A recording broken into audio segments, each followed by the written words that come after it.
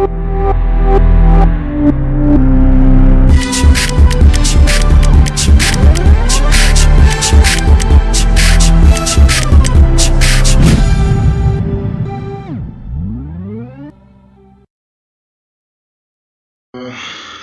alaikum wa rahmatullahi wa barakatuh. Grade 11 juniors. Of course, we are going to carry on concerning the ramifications that happened because of World War I and the repercussions that changed the course of the war, and about the impact of war itself. And as I said in the previous lecture, that can we say that the Treaty of Versailles was able to stop war? Was it able to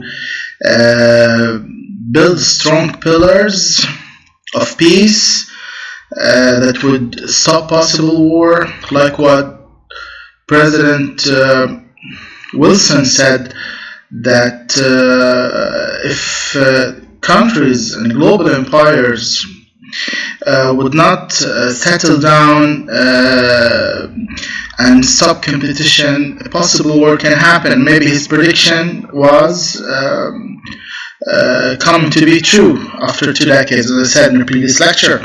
So let's delve more inside the repercussions of World War I, the kind of destruction that it caused, and the Treaty of Versailles, the negativity about it, and whether or not it was able to sustain peace, was it able to protect people, or was it going to be a fragile and a weak treaty that indirectly it's going to increase the feelings of hatred, feelings of enmity, feelings of aggression and vengeance for a whole generation, precisely the German generation. Let's talk more about this after we're going to talk about the war destroyed thousands and thousands of roads, bridges, and farmlands. Of course, all these discussions that happen in Europe. Precisely, we talk about the number of deaths, number of those who are wounded, big number of those who were killed. Now, when you talk about a total of like 10 million, of course, this number will be duplicated in World War II, but percentages and the scenes of devastation were so many. War, death, and destruction. Of course, everything changed in Europe. Even literature changed. There was a new kind of theater called the absurd. Like, for example, Samuel Beckett, who started the absurd kind of theater. Everything, all colors, even in the drawings. No one started using colored or bright paintings. Everything was dim because of the frustration. It was a global age of depression. Also, the feelings of existentialism and feelings of separation from all kind of religious, social, cultural norms spread all over people, because they found out that because of the extreme kind of massacres and big number of death, people lost hope. And that's why the absurd theater reflected this kind of depression, where people lost in time, people were buried, mass burying procedures were done.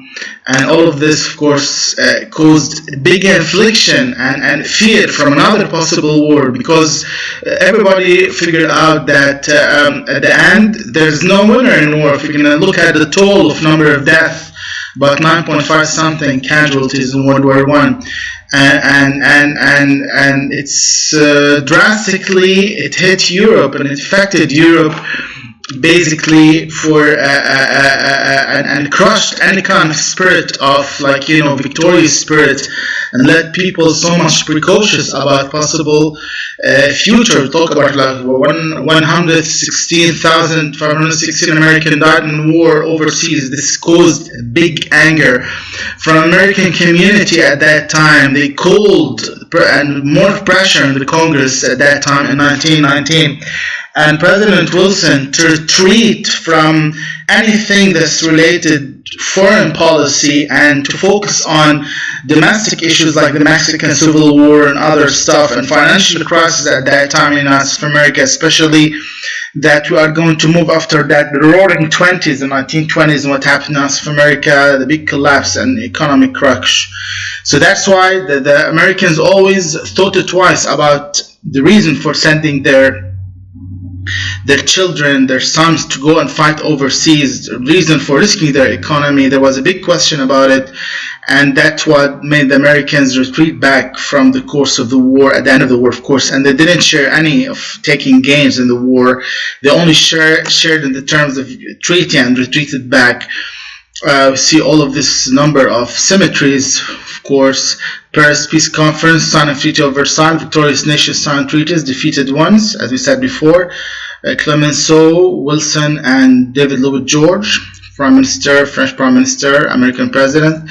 Those the ones who made and shared in making decision. One of the reasons I said before why this treaty was considered unfair by the Germans, because they were just called in the last day just to sign the treaty, but no one consulted them about the terms of the treaty. That's why they felt it's unfair.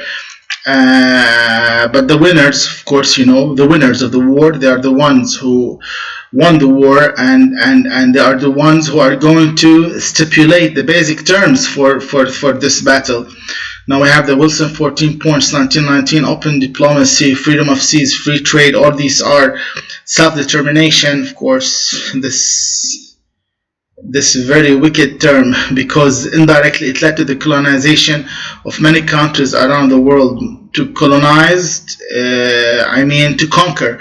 But the form of self-determination was like to bring an advanced country like Britain or France to help countries that cannot rule themselves by themselves, and to help them in launching their governments and systems, all that stuff. Of course, indirectly, this was another form of colonization, like what happened in Sykes-Picot and division of Germany, basic parts, and the foundation of new nations. Of course, it's David Lloyd George. So we have the Germans had to disarm, as I said before, to cut army to 100,000, only to pay a large indemnity, which is like kind of reparation. Indemnity to return Alsace-Lorraine to France. Of course, it's part of Germany, and Germans felt that that's why. But they signed in World War II. We're gonna see the first attack will be against France, because there was big hatred and big grudge from the Germans against the French, who were continuously for 2 decades, the whole generation, as I said in the previous lecture, was raising with big contempt and anger and rage against the unfair Treaty of Versailles. That's why the reason for the commencement of World War II, as well, I believe, is calling for vengeance for the repercussions, and especially the internal and feelings of grudge and hatred that started the German population, that led to the formation of the Nazi regime. To give some of her land, all except war guilt.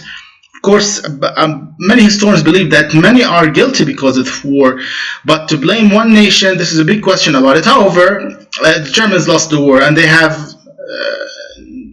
they can't discuss, they just have to abide. This is the term of the winners of the war. Let's look about the areas that were taken from Germany. Basically, the most hurting ones was the Prussian part. Hitler was living in this area. At that time, there was a big between the Austrian Empire and the Germans. There was like an open border, a strong cultural merging was between these two areas.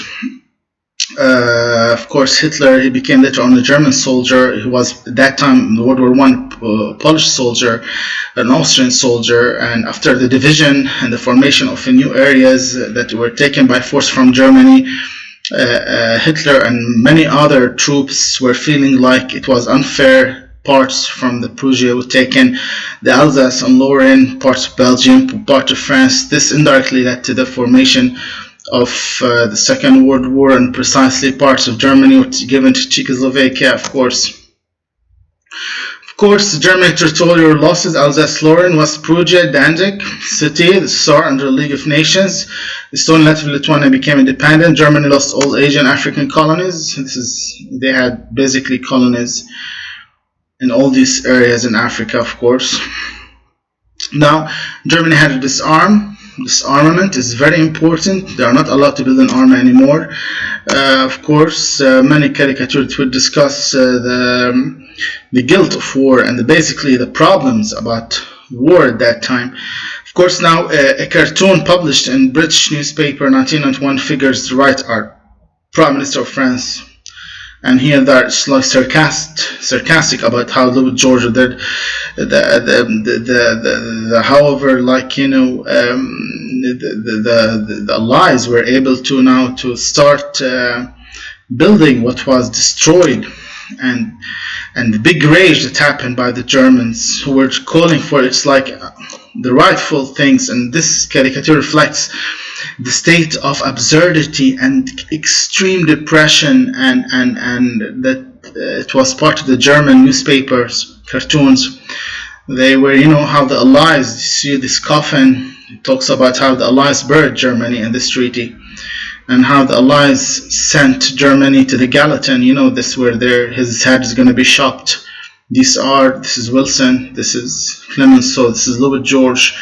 These are the people who set the terms for the killing and for the crippling, for the burying of the Germans. And because at that time in World War I, everybody was blaming the other. So the winners suddenly, after winning the war, they blamed Germany. So the Germans were supposed to pay the tribute. Paying the tribute. This was, of course, everybody was blamed, but, you know, the winners would set the terms for and make Germany pay the big three to be responsible for what happened. You see, like, you know, all of this for what happened, for kind of caricature, like, you know, all these cartoons to blame Germany and considered unfair by the press, especially the German press. So why did the big three disagree over the Treaty of Versailles? Discussed this last time. Clemenceau, he wanted to be taking harsh measures to stop any possible rise of the Germans. David Louis George, somehow like the President Wilson, they wanted to not to totally be harsh on the Germans in the terms of the treaty, to give them a chance to fight back against the communist spread in the East, fearing of a possible communist Russian spread, so the Germans can be able to rise again against the Russians. You know, there was a treaty that held between the Russians and the Germans. Brest-Litovsk was about no one will attack, no one will engage in the war. The Germans will not attack the Russians will not attack the Germans. All of this should be like, there was a dead zone, the war, and in this way the Germans were able to make sure that their backyard is safe. Of course, basically,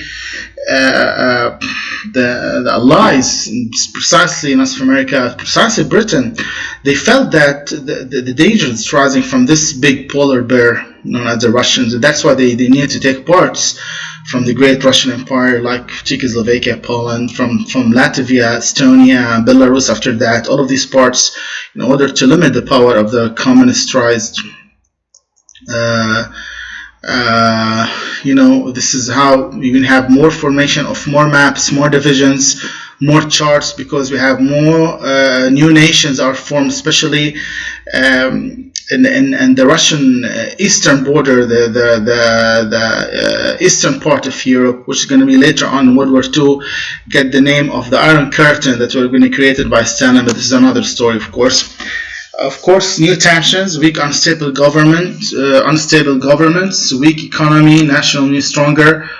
Wilson suggested forming a peacekeeping organization, so I can predict with great certainty that within another generation, of course, actually, it's very schizophrenic, because Wilson, he insisted that this treaty should provide peace at the same time the allies themselves, the ones who were setting the treaty, they had different opinions, especially precisely between the French, British, and the Americans.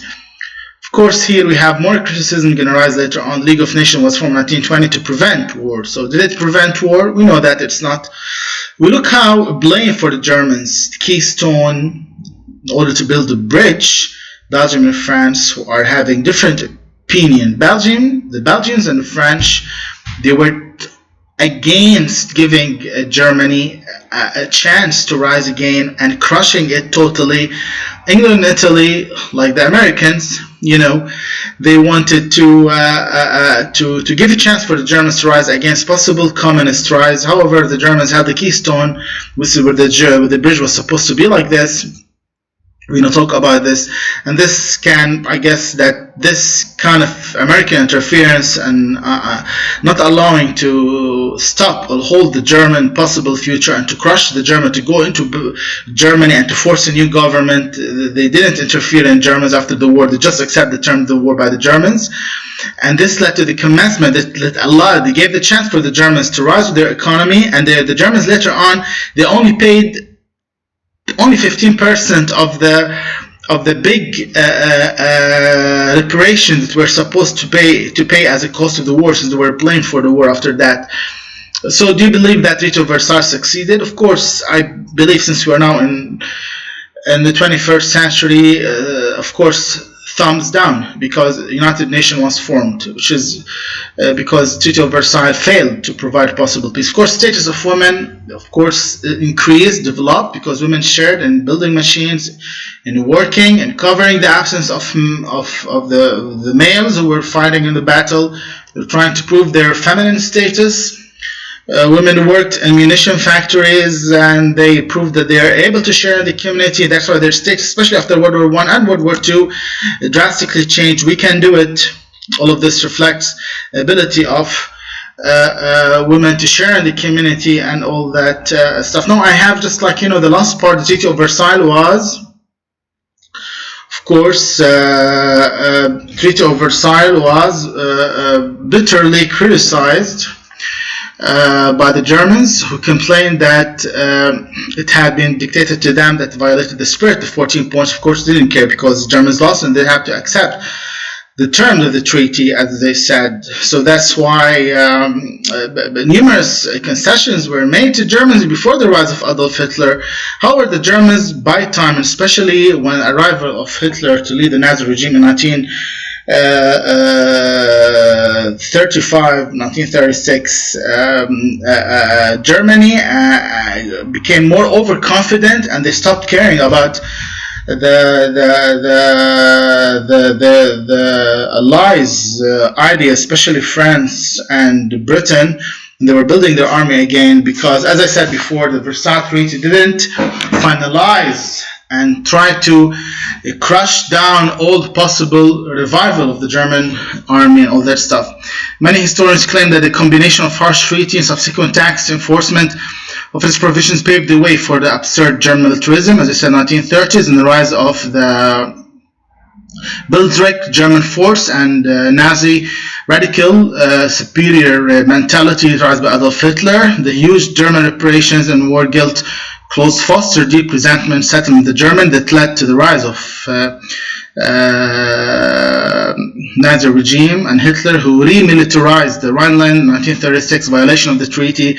But of course, here the Allies will start appeasing, because they were afraid from another possible war where no one going to stop him. This indirectly will lead later on to German aggression and commencement of the Second War. This will be the last part of the lesson. The coming weeks, inshallah, we're going to carry on with more assessments and questions about Treaty of Versailles. We'll see. Thank you very much, juniors. Assalamu alaikum wa rahmatullahi wa barakatuh.